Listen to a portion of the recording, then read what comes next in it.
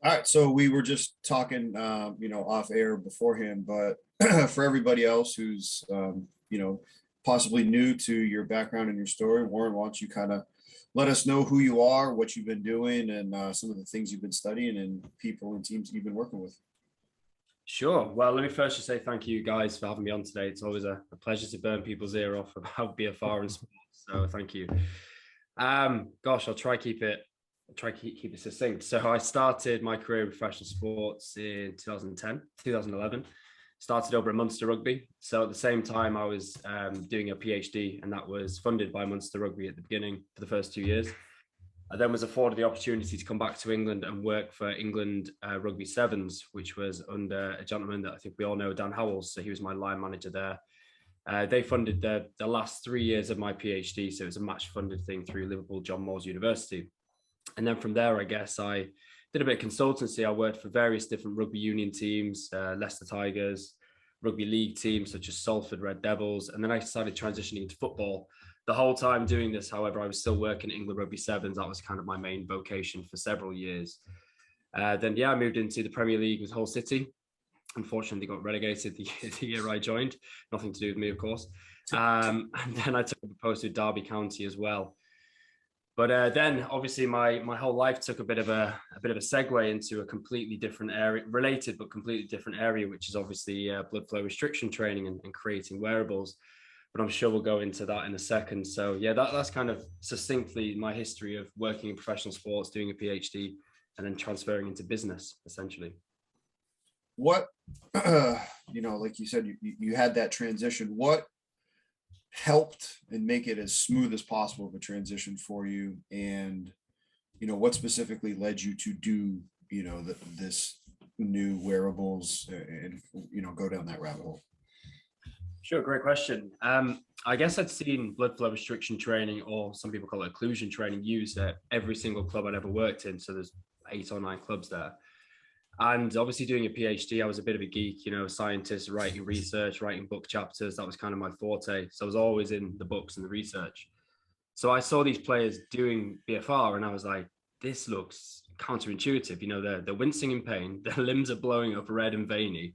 And yet they're getting these incredible potent kind of hypertrophic stimulus and getting more powerful, stronger, specifically for rehabilitation. Obviously during that kind of disuse phase, they were limiting the amount of muscle and strength they lost, but it was incredible the amounts that I'd seen it in the past atrophy, and they just weren't atrophying as much. So I looked at the research. I was like, what's going on here? What is happening at a physiological level in the muscle for this to be the case? And it turns out there's thousands of research papers on blood flow restriction training, which to me was completely new news. I'd never seen it before.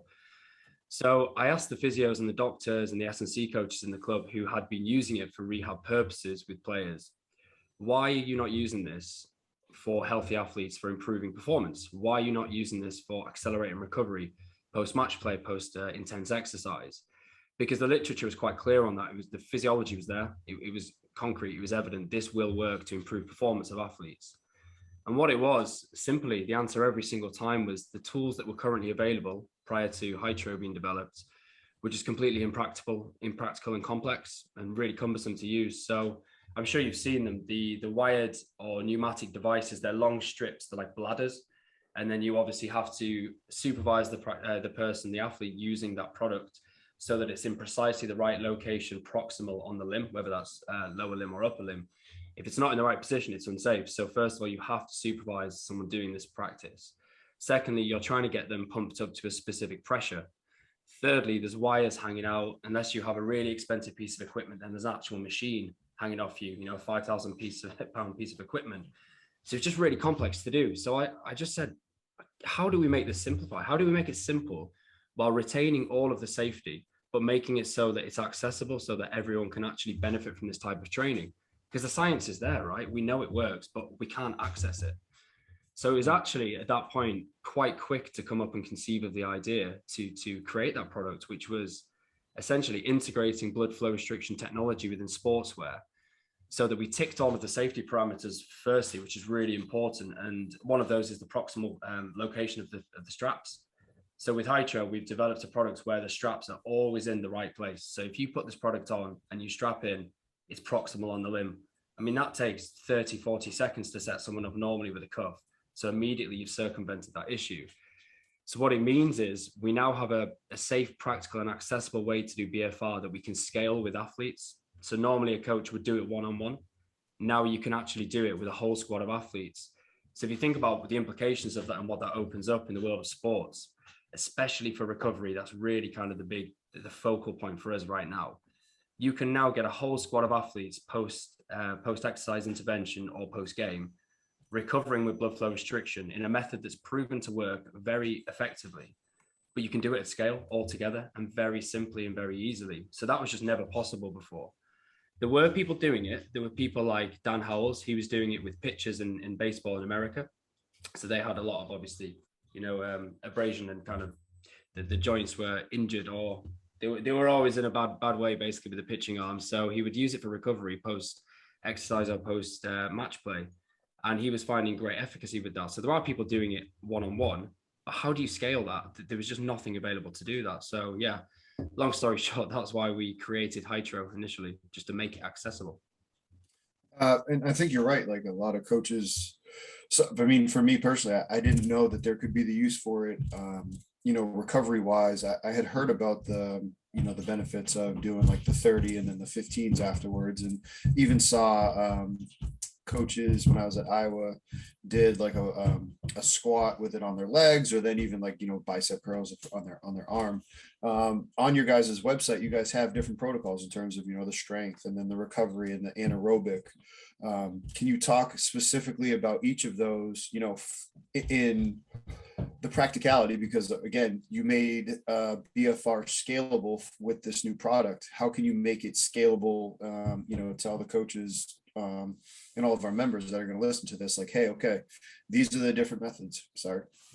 Yeah, I want to add something to that, to the question. So you think about as you're answering, because like you said before, I've seen the application, but maybe with less precision. People would just strap or use like not like a belt, but like the mini band strap double. But yeah, it's not really easy to regulate. And what's the difference, or the dangers, if any, to have that lack of ability to regulate, and how much do you how did you find, like, related to the protocol question? Because I've used it in my arms, like double mini band wrapped. Which one? The green, like, and then you're doing stuff and you'll be like, is my arm gonna blow up? Am I supposed to have this bruising on set as I do push-ups? This cannot be right. Bruising bad, like. Yeah. So there we go. If it's okay, can I start with that question first? Because it's quite important to kind of lay that foundation of safety and understand why the product is safe, I guess. So yeah, with BFR, you obviously want to standardize it between limbs. If you're using a green band, you've no idea how tight you're stretching on this arm versus that arm. So there's no standardization. So you can't map that protocol over time. Excuse me. Secondly, there is specific strap widths that you should be using. So if you're using a band, it's hit or miss, basically. You're lucky if you get the right width, but you could just be picking up anything. Some people use shoelaces, it's extremely dangerous. It's mental. Like, I mean, I remember doing Load Resistance bands in the gym as well, just like wrapping them around and pulling it with your teeth, and you're just like, oh, veiny, and you feel great, right? But it's so unsafe. So what we did with Hytro, of course, is we put it proximal, so it's in the right location. We made sure the strap width was aligned to an amalgam of the scientific literature. So obviously different studies use different strap widths or cuff widths. And we know there's efficacy behind all of them, but what we found was the most optimal based on the research. So we've gone for a 4.5 cm strap in the upper body and 5.5 cm strap in the lower. Now, a further point to that is the bladders, they may be called a 3-inch cuff, but when they pump up, they're rounded at the side. So a 3-inch cuff does not equate to a 3-inch surface area pressure on the skin. I don't know what it equates to because it's different for different pressures. So you find, while the research says use a 3-inch cuff, it very much depends on the pressure as to how much is actually being applied on that surface area. Obviously, we've circumvented that as well because our products will always be 4.5 cm, which we've, again, aligned to the scientific literature. So a second safety point. A third safety point with our product is, I should have worn it now to show you, but once you're strapped in, because it's a Velcro and it's an extremely, extremely strong patented Velcro from Japan, but you can actually quickly flick it off. So if there's any kind of, as you said, onset of bruising, which is like, I think it's 0.0003% of occasions, it's very, very low incidence. but you can strap out with our product. Whereas with other products, you have to stick back in the wires, deflate the pressure, and then get it off. So there's a load of safety regulatory systems in ours. Now, I guess we'll get onto the pressure point here. So with the pressurized systems that go to, say, 180 milligrams of mercury, and they have that regulatory process where they can understand what the pressure is going into that limb.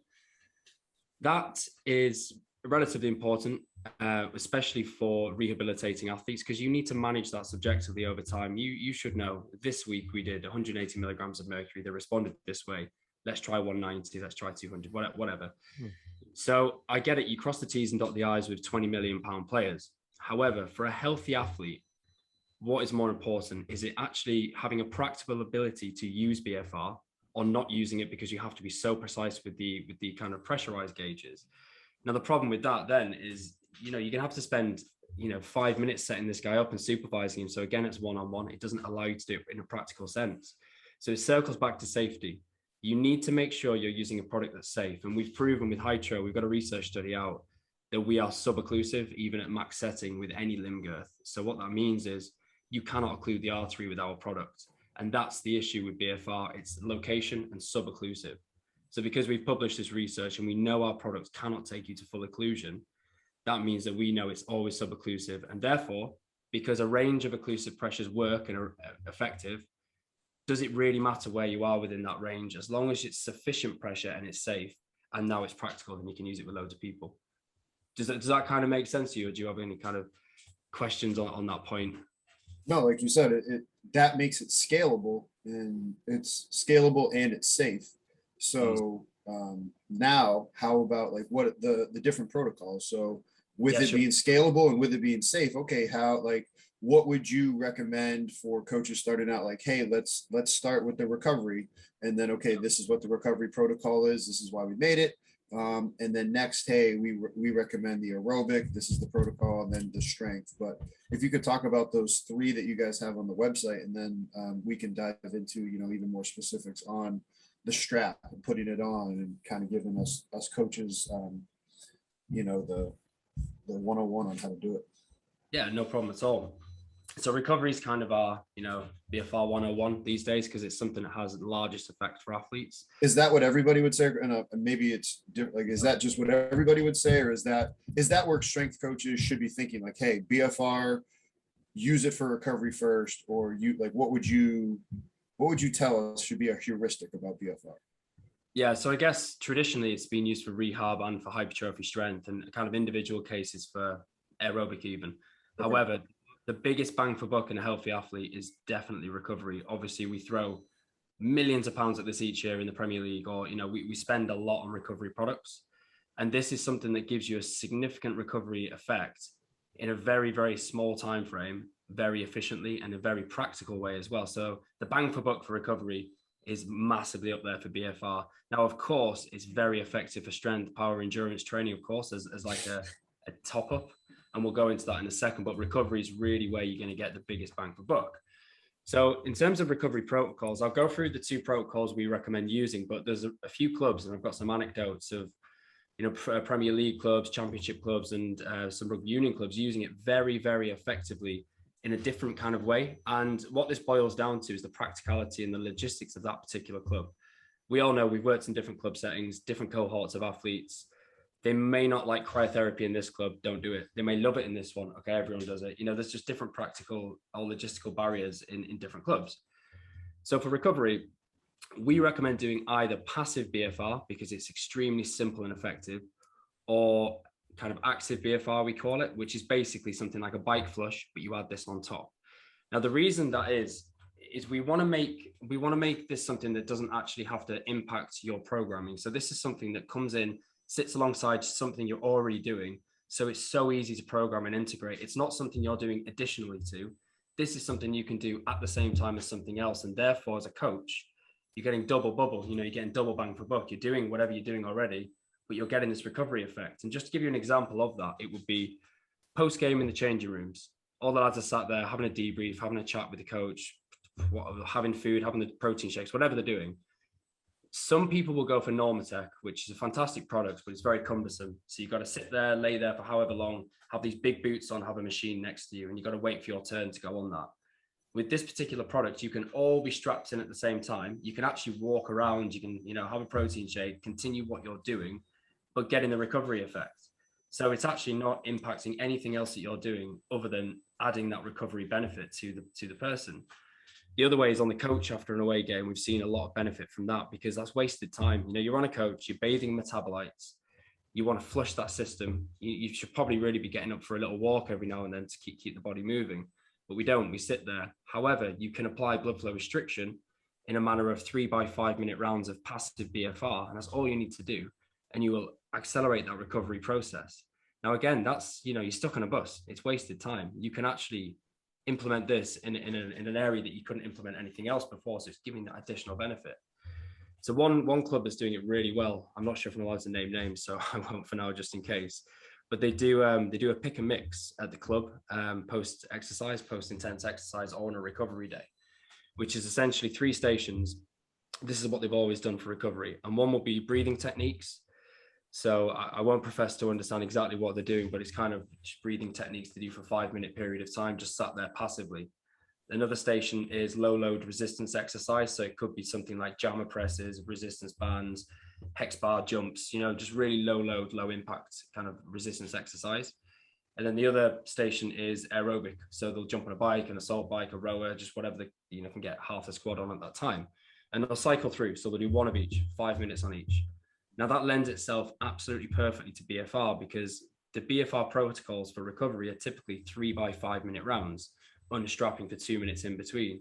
So if you apply that to each of those rounds, all you're doing is multiplying the effectiveness of what you're doing already without actually having to change what you're doing.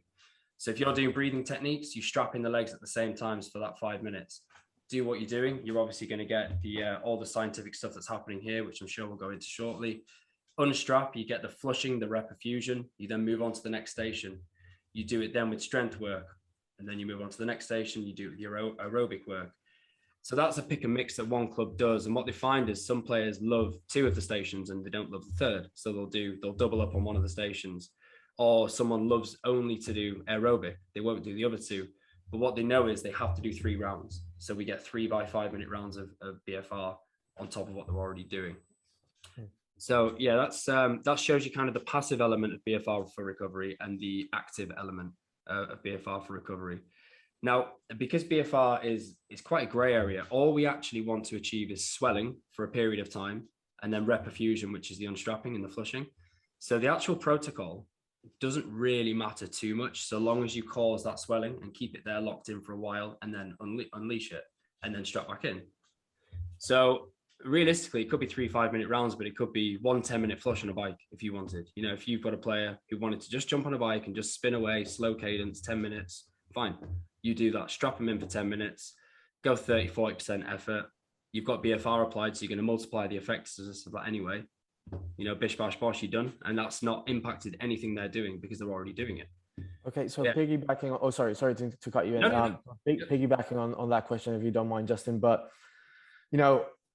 I've seen it in the 7 series where, we usually use the word recovery as a general term for players just to know we're going to do something, but recovery can mean many things. And I at least the way I used to see it, my insight was it's not always the same. So for example, if you're recovering from a tough session, or if you're recovering from a flight, or if you're recovering from, bruising or whatever, we use the word recovery to know there's a period of time they will be doing something that is extra to heal quicker. But that can mean many things. So when you're talking about recovery, what are the standards, if any, or measurements that you are following to say, hey, this is working, or this is where we should apply? Because, for example, if we come off a plane, right? So we've been sitting for like 14 hours. My recovery there would be, maybe we're going to do some breathing, but we're probably going to try and change body position because they're, cabin pressure, they've been sitting down. Let's say all the blood in the legs. I haven't been very scientific there, but, I also get them some mobility and activation. So is it like any preferred situations based on the standards or the metrics used as to say, this is good for recovery, that will be, better suited for the method? Or is it just, you just throw in on anything? It's a good question, and kind of the recovery area of BFR is quite new in terms of the research. Now, anecdotally, it's been done for a while in one-on-one cases, as I said. So a lot of it, there is some really good research, by the way, and I can send it to you to share with your listeners after. It's a good meta-analysis, actually. Excuse me. But really what we're looking for as a coach, and in my opinion, and this is opinion of others I speak to as well, is a means to do something practically that we subjectively feel the difference with. Of course, we'd love objective data, but if you have a group of athletes that say, I feel fresher today, I feel great, where is that stuff? Let me have a go. Yeah. Then obviously you almost don't care where, you're just happy it's happening. Exactly. It's one of those things. It's like, well, we know the science there. So do you know what? I don't give a shit if they don't know what it's doing, but they feel better. They feel more limber. They feel more energized. It's obviously working, regardless of whether it's a placebo, which it isn't. We know that. But the guys are feeling great. So subjectively, we're getting a lot of that at the moment from clubs. But objectively, we do have data from clubs now that have done CMJs, that have done sprint testing. We've got a lot of subjective data, but objectively, we've got the CMJs and sprint testing. And what we are finding versus control is a lower decrement, significantly lower decrement as well. So we are seeing that effect objectively. But of course, as with everything, research does need to catch up for us to really robustly validate that. But there is, as I said, that meta-analysis that shows this with a few objective performance markers, and we can see a significant effect. So it's really down to, again, back to your question, Fernando, is where is it logistically viable? Is there benefit to adding it, for example, after a long flight, something me and Dan Howells have been discussing a lot about recently because of the sevens? Logically, there seems to be a natural fit for it there because they're either stuck on a coach then after, or they're going to a hotel. So there's an opportunity to add this in and actually, you know, get that reperfusion, get the flushing effect in the body, build up and stimulate muscle protein synthesis. They might not have eaten properly on a flight. I mean, I was a nutritionist with the sevens. I wasn't S&C. My background is nutrition. And the amount of players that come back off a tournament lower in weight just because they hadn't fueled properly on the flights. It's ridiculous. You know, they've come back 2 kilos lighter. And I was like, whoa, it's going to take me a couple of weeks to rectify this one, you know, get back the glycogen levels, you know, stimulate mTOR pathway again. But this is something that does that immediately. So you could have this as a protocol. Could be post-flight protocol or in the hotel. You strap in and do passive BFR, 3 by 5 minute rounds, or just go for a little walk as a group with BFR applied. That's another active modality of recovery with BFR, and something we all do, right? We all do walking with the guys just to get a flush. So yeah, I was thinking, sorry, just to cut you. No, go for it. Cut you off again. Yeah, I was thinking in terms because, you know, thinking about sevens when you get, like, for people that don't know. Also, I don't know if Americans call a bus a coach. Just no, we don't, but I picked up on it. Yeah, but Americans would be like, he's riding a coach. Yeah, no, he meant, what are they doing? Yeah, for all the Americans by football, out there, he meant soccer guys. Like, he meant like after the flight, you get on a bus and you go somewhere. Yeah. So yeah, I was thinking the contrasting situations in which, you know, you get off a plane and you just like stuck and pulled there, and you use the BFR for this effortless activation where, you know, you just get things going and you get the neural adaptation similar to what you would be looking when rehabbing someone, sort of like, hey, minimum effort for maximum results, versus in sevens, playing 3 games a day, finishing the day up with stress and anxiety and stuff. You haven't eaten and you messed up, like metabolically inside, you destroyed. And then do you want to cuff that? I mean, is it good? Isn't it? I like that. That's where my question was kind of going. Sure. I mean, that's actually just hit a nail on the head for me, because that is the precise reason I actually initially came up with the product. It was for sevens with quick turnarounds between tournaments. So if you look at the physiology of what happens with BFR, whether it's recovery, whether it's training, whatever, the reperfusion element, that flushing element of it, it's forced. It's almost synthetic. You're forcing your body to create a pressure differentiation. And when you remove that pressure differentiation, it flushes. It's a forcible flush. And what happens there is it removes metabolites, it removes bone chips, cartilage chips, any rubbish that's in there, and your body will then uptake it and excrete it. So normally that process takes anywhere up to 72 hours to happen properly. This just fast forwards it really quickly. And what it means is the body's in a much better position to recover quicker. And on top of that, you're stimulating the mTOR pathway, which is basically the regulatory pathway for muscle protein synthesis. So if you stimulate that, then obviously you're going to get them recovery hormones through as well. And of course, it's systemic. So if you just do the legs, when the blood flow is reestablished around the body, it's traveling to every single corner of your body, every tendon, every structure, anything in your body is going to be now bathed in these, recovery hormones on top of the flushing. So, you get a double whammy effect for the recovery. And it also reduces CK. So that's obviously a proxy or a marker of muscle damage.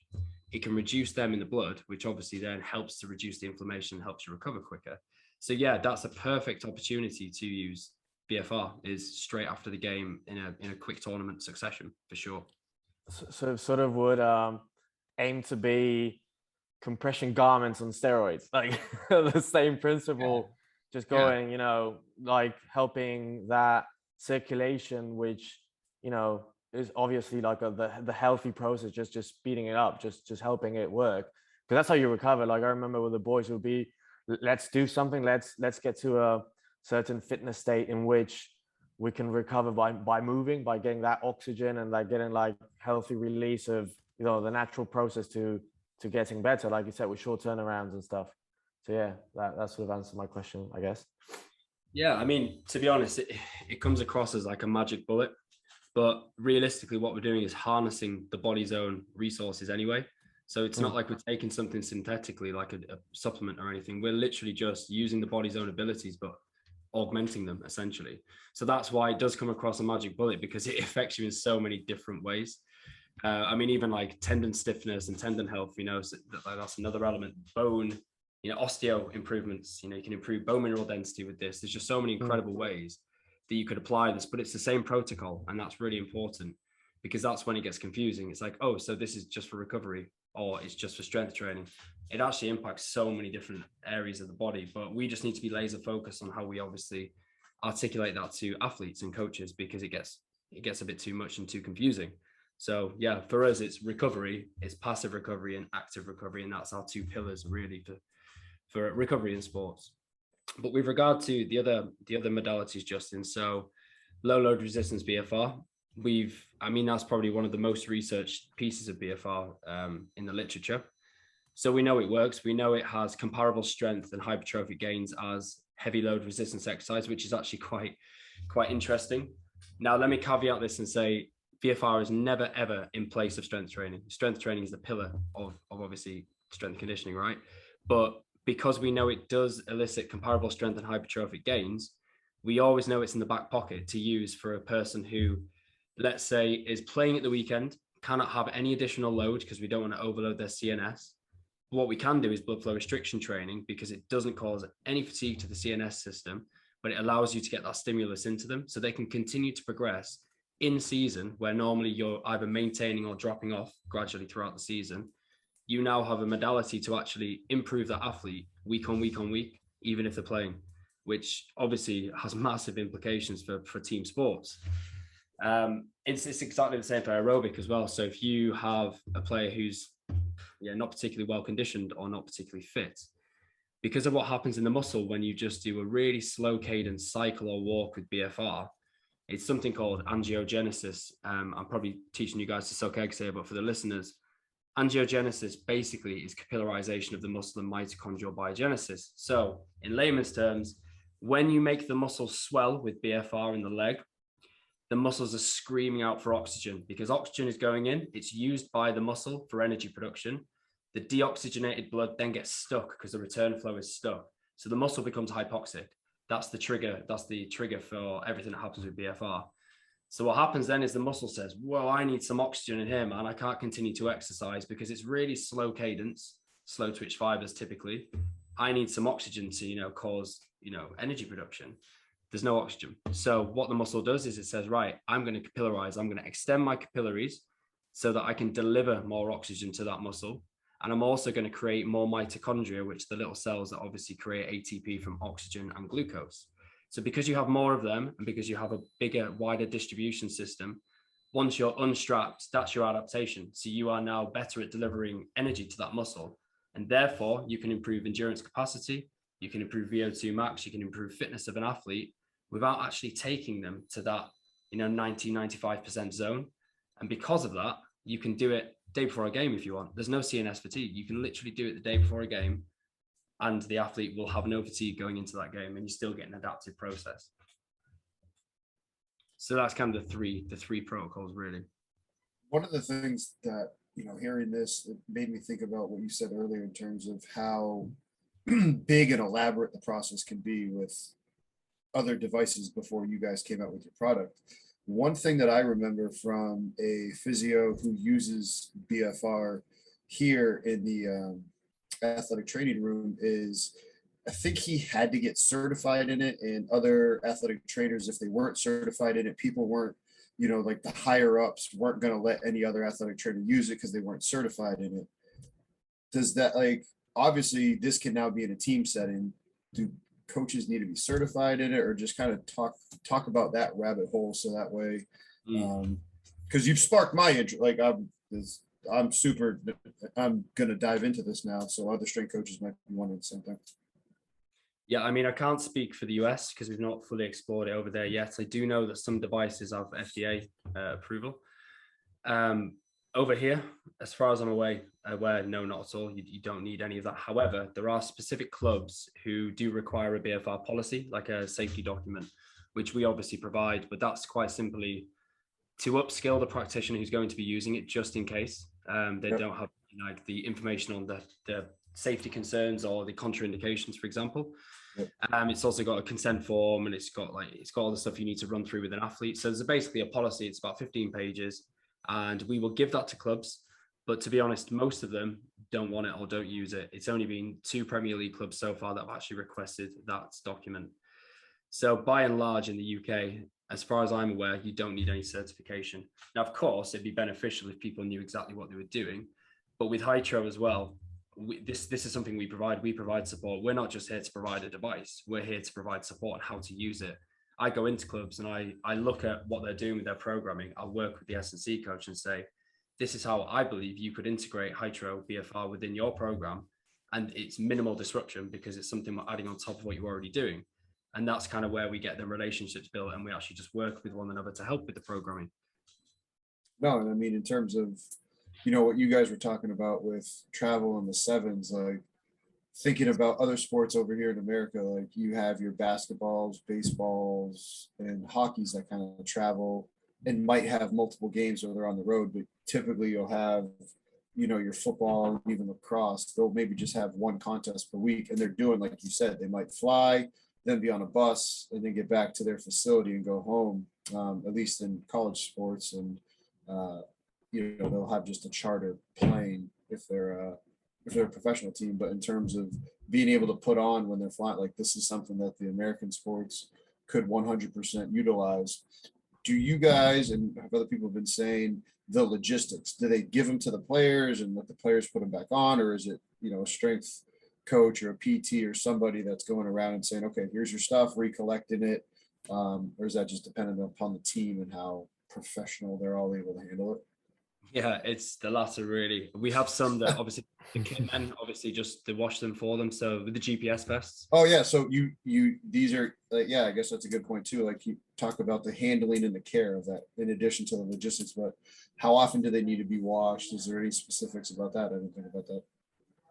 Yeah, so we've done wash testing in independent labs up to 100 washes for the stretch cycles, and it works perfectly well after that. There's obviously material degradation over years, of course, like any material. I mean, you need to get a GPS vest every year, right? So yeah, they're washable, completely washable. You just need to make sure, because it's got an elastane content, it has to be 30 degree and it has to be inside out, just to make sure you don't melt the elastic basically.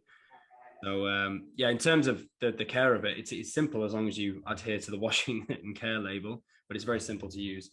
But in terms of how many times you wash it, well, it really depends if you're sweating in it, I guess. So if you're doing an aerobic or a strength session, you'll sweat in it.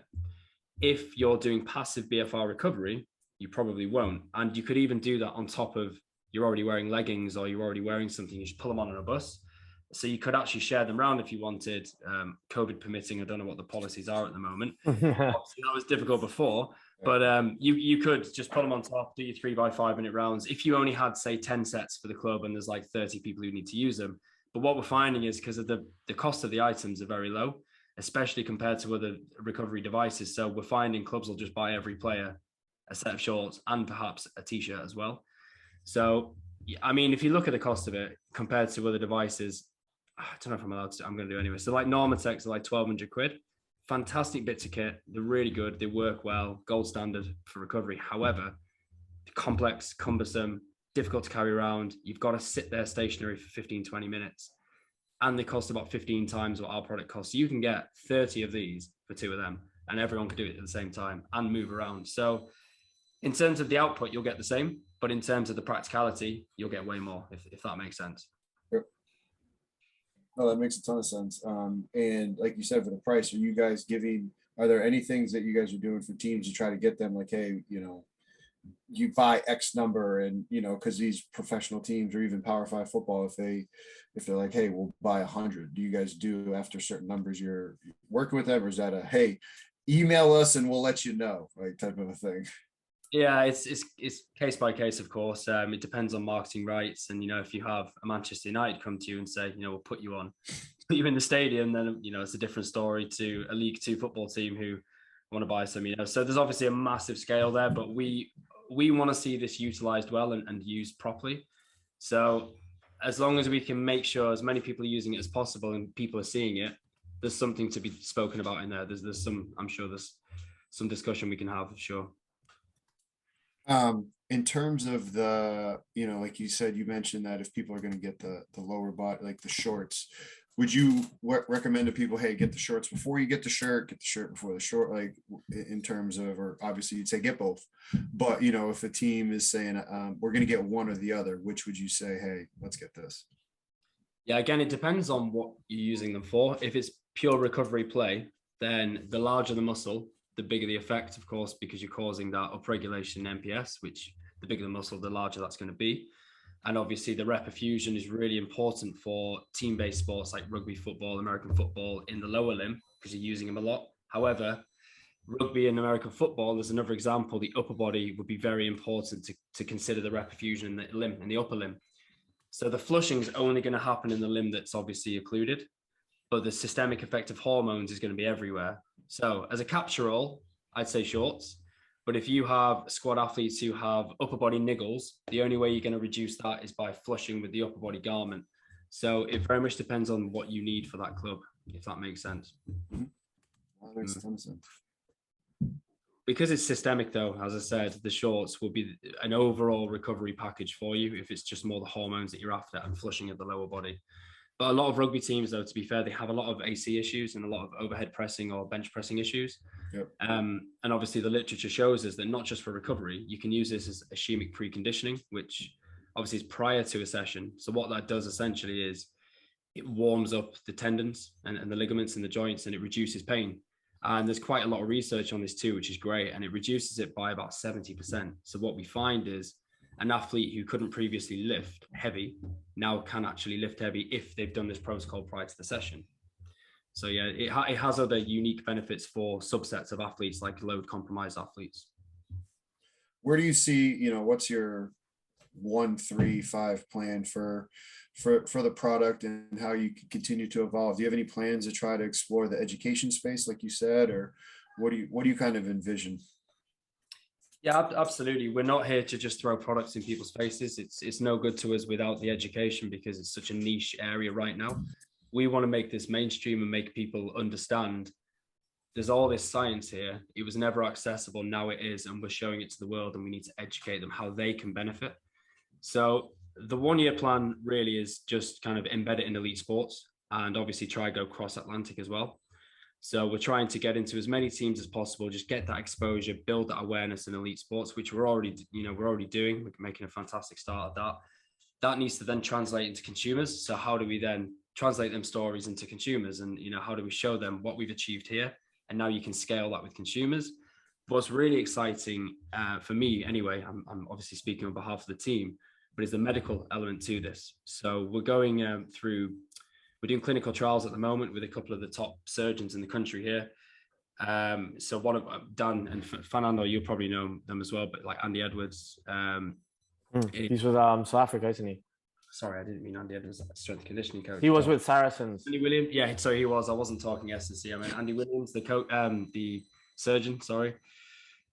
Anyway, he's the most prolific knee surgeon in the country, really. So he's trialing the product with rehab post injury or post-surgery with some of his athletes. So we're collecting clinical data on that. And once we've proven that this is something that he would like to use with his other surgeons too, that's the pilot clinical study done to then go get our MHRA, which is kind of like the FDA, which means then that we can go into private practices and sell this product to essentially help anyone with disuse, atrophy, cancer, HIV patients, anyone with any kind of atrophying disease, osteoporosis, osteomalacia, all that kind of stuff can be benefited from BFR. But previously it was just inaccessible and too expensive. Even the elderly, in care homes, that's something that really excites me as well, because you can give them ability back. See them all just getting they're all just like, oh, let's get veiny. Yeah. Like, let's go. Push it, Grandpa. You call that, eh? Walk around awesome. But no, but you're like, yeah, if this is something that, hey, like, I see what you're saying with it. It makes it like, yeah. But it's already used. I think for us, it's like similar to the thought process we have with exercises, in which in the last couple of years, I don't know, for example, let's pick, contact skills, where you'll be rehabbing someone and you'll take him through like baby steps and stuff, and then thinking, well, why is this not part of a training or in a warm-up or microdosing? Why do we have to wait for people to get injured if there's place for this somewhere else? I remember the first thing I read or the first time I saw BFR was the Hatsu method, like the Japanese sort of like bodybuilding stuff. But then, even though it had one goal, didn't mean it didn't have, other side effects. Yeah, bodybuilders use it for volume, but what else is happening? So yeah, I guess this is one of the cases where you don't have to wait for it to be broken to sort of fix it. You know what I mean? Yeah, and like with this product, it sounds like you could get the benefits of like, hey, a better warm up by not putting it on as tight for the like active part of it, and then hey, go into your training session with it on if you so choose to. Or could you even say, hey, put it on pre-session to kind of get, maybe like you said, rather than a 10-minute flush, if you have a 10-minute warm-up throughout your training session, and then you could unloosen them and then just wear the shirt as you're going through your normal training to have a normal resistance training day. Exactly that. So that's one of the other benefits of it being in clothing, because you can wear it to train and normally and then strap in whenever you want, because it's not included all the time. It's integrated so that you can apply it whenever you want very quickly, especially the undershorts for team sports, because it's under your shorts. You just lift up your shorts and then strap in. So we have teams doing sessions in them. They do the whole strength session, and the last 5-10 minutes they'll say, right guys, we're all going to do body weight lunges with BFR just to augment the hypertrophic stimulus, and bang, they just lift up the shorts and go. That would normally take, if you were to do everyone, 40 minutes to set everyone up all together, and the cost implications would be ridiculous. So it's now practical. We can now do that. You could never do that before. I think one thing that we haven't talked about is truly how difficult some of those 30, 15s are. Like, first of all, that's going to be difficult without BFR, but then the minute you actually put that on, like I've seen a very strong human being, Fernando DeMarco, doing squatting 135 with that, and it was like he was maxing out. Wait, with BFR 135? Yeah, on his back, but I mean, he's a 600-pound squatter. I was going to say, so it is 30% is 1 RM, right? Yeah, like he's a freak. Okay, that's my 1 RM. So I was like, he's doing heavy. Oh, and that's also pounds, not kilos. That's pounds, not kilos. I apologize. Right. So Okay. I'm the odd guy out. Right? Yeah, I remember doing like that, even though my pressure was very amateur, not to say reckless, but I remember anything beyond a push-up just seemed like too much. So trying to do, for example, try to do like a chin-up with that occlusion on the arms, it just felt like it was just too much. Yeah, but weren't you also doing pressure it with your with your green band? Just fucking. Well, yeah, but I could do push-ups and it was okay. But something heavier like a chin-up, it just seemed like this is probably not what I should be doing. The load there is your whole body weight, so that's not 30% 1 RM. Is it? No, with BFR, you only need to lift light. There's no ego lifting. That's the great thing about BFR too. You completely strip out ego because you can't lift heavy. You simply cannot do it. You'll get just as good a benefit from bicep curling 4s as you will, bicep curling 8s with BFR, so long as you cause swelling and you take it to volitional fatigue. That's the aim. It doesn't matter what you're lifting. So there's no ego lifting here. It's just lift a very small weight to volitional failure, and then bang, you've got your hypertrophic stimulus. Because we're not causing muscle damage like normal. we're causing shear stress. So it's the cell swelling. That's what's creating the hypertrophic stimulus as opposed to breaking. And that is why you can do this the day before a game, because you're not actually causing muscle tears or muscle damage. You're causing a different pathway to create this adaptation. And that again is why it's really potent, because it's a new stimulus for the muscle. So even if you're an Olympic level powerlifter or, you know, a professional Olympian, you will still get a significant benefit from BFR because your muscles aren't used to it, because it's novel, just like anything, you know, novel stimulus will create adaptation. What's something that you think our listeners and members need to know that either Fernando or I didn't tease out and ask you already? Like, what's something that you're like, I really wish that they would have either asked me this question or like, hey, I need to really drive this point home for everybody? Gosh, good question. Nothing comes to mind off the top of my head. I think we've covered quite a lot of content there. I mean, if your listeners would like to listen to a bit of the science as how it works, we can do that. But otherwise, we've covered a lot of pillars there, haven't we? Well, maybe just one must and one do not go there. Like just if your whole product and career depended on that, you just have to make sure that no one, you know, out of common sense, like just don't use it in your neck. I'm assuming that wouldn't be a point, but Okay. Life or death. One must not is do all 4 limbs at once. That's fair. Like if you hadn't said that, you know what? Somebody might have done it. Seriously. I mean, I was thinking that, because basically your blood pressure will be all over the joint, because obviously the blood is going into the limb, but the return flow isn't. So you've only got your torso with full circulation. So never, ever do all 4 limbs at the same time. I have tried it. I'm glad you said that, because there would have been people like, I was looking up like, man, I might buy these. I did not have enough mini bands, but I would have gone there so quick, mate. Yeah. I mean, I've done it. I've done it loads of times, I'll be honest with you, but I'm not allowing anyone to have that recommendation. That's the problem. Just that's good advice. Do it. And one must. Gosh, well, everyone needs to consider BFR. They need to look into it, because honestly, it's been around for years and years and years, and we know how impressive it is, but no one's ever done it. It's just not widespread. You need to look into it and learn a bit more about BFR, because it can improve anything you're doing, whether you're an endurance trainer, strength trainer, whatever you are, you will get improvements by adding BFR into your sessions, and it will help you with your recovery. So yeah, just implore you to look into blood flow restriction training a bit more. And of course, have a look at Hytro. Oh,